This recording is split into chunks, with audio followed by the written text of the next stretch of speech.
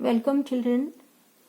आज हम चैप्टर 3 परमाणु एवं अणु एटम्स और मॉलिक्यूल वाले चैप्टर को लेंगे और एक एक टॉपिक को समझेंगे और रिवाइज करेंगे बच्चों। तो सबसे पहला टॉपिक इसमें आता है आपका रासायनिक संयोजन के नियम। ये आपके चैप्टर के टॉपिक है, रासायनिक संयोजन के नियम। फिर डाल्टन का परमाणु सिद्धांत, परमाणु क्या होते हैं, कितने बड़े होते हैं, तत्वों के परमाणुओं के आधुनिक प्रतीक। तो एक एक करके हम टॉपिक को लेंगे, पर चैप्टर को पढ़ने से पहले बच्चों आपको पता होना चाहिए कि आपके परमाणु क्या होते हैं, अणु क्या होते हैं, और उससे भी पहले आपको ये बातें पता होनी चाहिए, पदार्थ क्या होता है, परमाणु क्या होते हैं, अणु, तत्व और यौगिक, क्योंकि इन शब्दों का प्रयोग इस चैप्टर में बार बार आएगा। तो ये आपका बेसिक नॉलेज है जो आपको पता होनी चाहिए बच्चों। पदार्थ क्या होता है? पदार्थ पूरे विश्व में जितनी भी वस्तुएं होती हैं वो सभी पदार्थ द्वारा निर्मित होती हैं। पदार्थ क्या होता है? विश्व की सभी वस्तुएं पदार्थ की बनी होती हैं। जितनी भी सामग्री आप अपने चारों ओर देखते हैं वो कैसी बनी होती है बच्चों? पदार्थ की बनी होती है। पदार्थ अलग अलग प्रकार के हो सकते हैं, जैसे जल पदार्थ है, लकड़ी एक पदार्थ है जिससे हम वस्तुएं बनाते हैं, हवा पदार्थ है, रेत पदार्थ है, भोजन जो हम खाते हैं वो भी पदार्थ है, तेल जो हम मसाले यूज करते हैं, तेल यूज करते हैं, जो भी हमें चीजें दिखाई देती हैं वो सब पदार्थ की बनी होती हैं। सारी धातुएं पदार्थ की बनी होती हैं, कांच, तो और भी जितनी भी चारों ओर आपको चीजें दिखाई देती हैं वो सब पदार्थ की बनी होती हैं।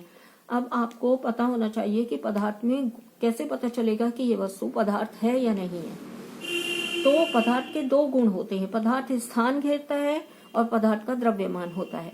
अगर जैसे ये पेन है, तो अगर मैं ये पेन एक पदार्थ का बना हुआ है, पेन को मैं यहाँ रख देती हूँ तो ये इतना स्थान घेरता है। तो हर पदार्थ एक स्थान घेरता है, चाहे वो हवा हो चाहे वो जल हो, सब स्थान घेरते हैं।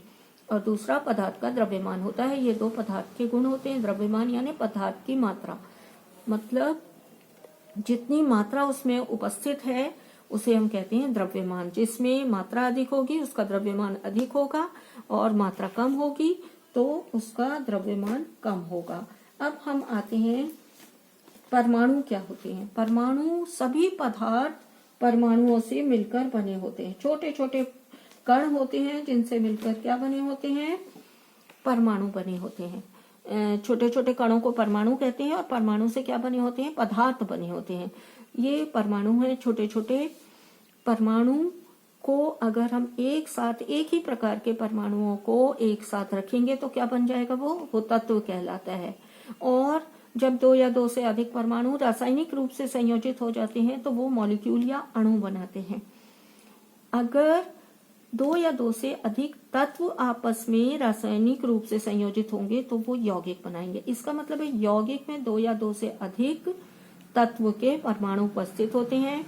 तत्व एक शुद्ध पदार्थ है, यौगिक भी शुद्ध पदार्थ है। तत्व में सिर्फ एक ही प्रकार के परमाणु उपस्थित होंगे।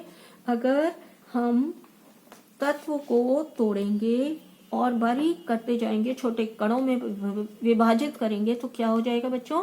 जो हमें सबसे छोटा कण मिलेगा वो होगा तत्व का कण, और उसमें तत्व के सभी जो गुण धर्म है वो उपस्थित होंगे। तो परमाणु जब रासायनिक रूप से, एक ही प्रकार के परमाणु जब रासायनिक रूप से संयोजित होते हैं तत्व बनता है। जब तत्व के अलग अलग दो या दो से अधिक तत्वों के परमाणु आपस में रासायनिक रूप से संयोजित होते हैं तो यौगिक या कंपाउंड बनता है। परमाणु दो या दो से अधिक जब संयोजित होते हैं, चाहे वो एक प्रकार के हो चाहे वो अनेक प्रकार के परमाणु अलग अलग तत्वों के हो, तो वो क्या कहलाता है? परमाणु का संयोजन मॉलिक्यूल या अणु कहलाता है। यहाँ पर देखिए, तत्व जो है सबसे सरलतम शुद्ध पदार्थ है। इसको ये तत्व है, अगर तत्व को हम तोड़ेंगे तो ये क्या बन जाएगा? लास्ट में एक छोटा जो कण मिलेगा हमें तत्व का परमाणु, उस परमाणु में क्या होंगे? तत्व के सभी गुण धर्म मौजूद होते हैं, और द्रव्यमान भी इसका इन सारे जितने भी कण हैं बराबर होता है। तो सभी तत्व परमाणुओं से मिलकर बने होते हैं। परमाणु किसी तत्व की सूक्ष्मतम इकाई है जिसमें उस तत्व के सभी गुण धर्म उपस्थित होते हैं। तो तत्व क्या है? परमाणुओं से मिला हुआ वो शुद्ध पदार्थ है जिसके एक कण में या परमाणु में तत्व के सभी गुणधर्म उपस्थित होते हैं। अब हम देखेंगे यौगिक क्या होता है। तो यौगिक क्या होता है बच्चों, जब दो या दो से अधिक तत्वों के परमाणु रासायनिक रूप से संयोजित हो जाते हैं तो यौगिक बनता है। तो यौगिक के उदाहरण हम बहुत सारे यहाँ पर लिख सकते हैं। यौगिक है जैसे यहाँ पर NaCl दिया है आपको, यौगिक है H2O जो जल है यौगिक है। इसी प्रकार CO2 कार्बन डाइऑक्साइड यौगिक है।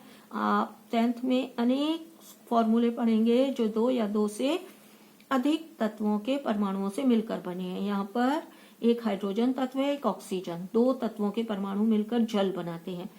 C कार्बन होता है, O ऑक्सीजन होता है, तो कार्बन और ऑक्सीजन के कण मिलकर कार्बन डाइऑक्साइड बनाते हैं।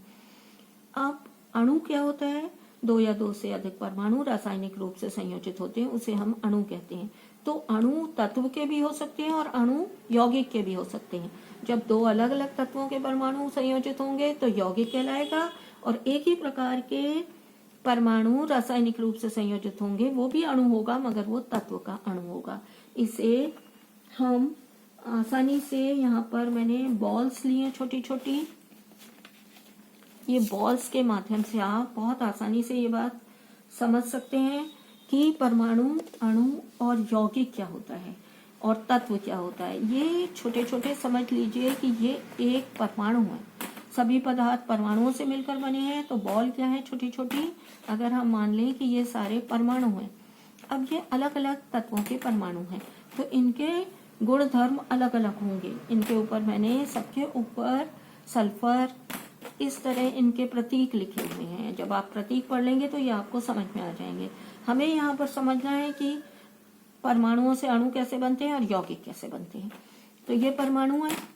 अगर मैं एक ही प्रकार के दो परमाणुओं का संयोजन रासायनिक रूप से कर दूं, तो रासायनिक रूप से संयोजन करने का क्या मतलब है, उनको भौतिक विधियों द्वारा फिर उनको अलग नहीं किया जा सकता। आपने 9th में भौतिक विधियां पढ़ी थी, चाहे वो निथारना था, चाहे वो पृथक्करण थी, आसवन विधि थी। तो ये भौतिक विधियां जो होती हैं, उन भौतिक विधियों से हम रासायनिक रूप से संयोजित कणों को अलग नहीं कर सकते। तो जब रासायनिक रूप से संयोजित होते हैं तो क्या बन जाते हैं, अणु। और अणु दो प्रकार के होते हैं, तत्व के अणु हो सकते हैं और यौगिक के भी अणु हो सकते हैं। अब यहाँ पर देखिए, यहाँ पर मैंने इन दो, ये H लिखा है, H यानी हाइड्रोजन, तो मैंने दो हाइड्रोजन के परमाणुओं को जोड़ दिया है।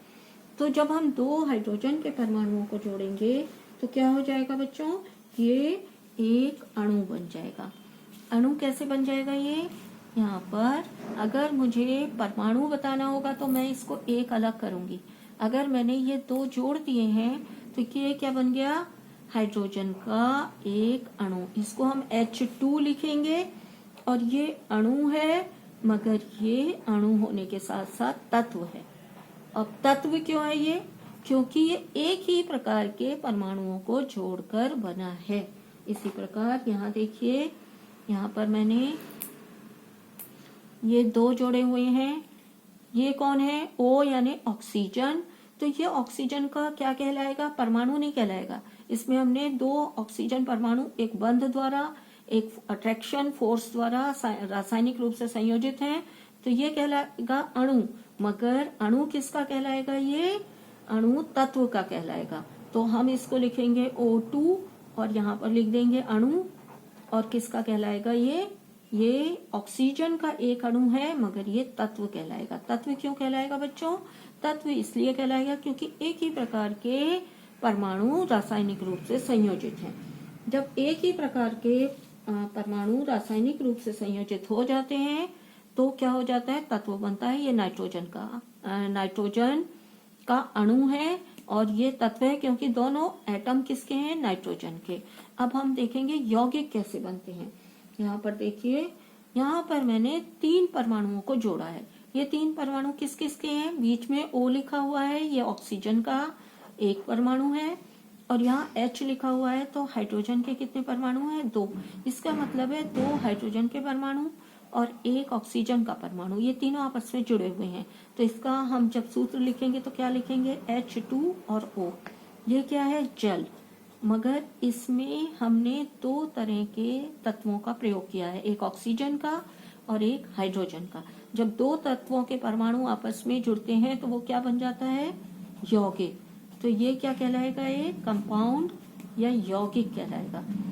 जल एक यौगिक है। यौगिक क्यों है, क्योंकि इसमें दो तत्वों के परमाणु रासायनिक रूप से संयोजित हैं, एक ऑक्सीजन है और हाइड्रोजन के दो है, तो दो है। इसी प्रकार आप देख सकते हैं ये बना हुआ है आपका CO2। तो CO2 क्या है, तत्व है या CO2 यौगिक है, ये यौगिक है। तो यौगिक क्यों है बच्चों ये, क्योंकि इसमें हमने दो तत्वों के परमाणुओं को जोड़ा है, एक कार्बन है C यानी कार्बन और दो ऑक्सीजन के परमाणुओं को जोड़ा है। तो ये क्या है, ये कहलाएगा CO2।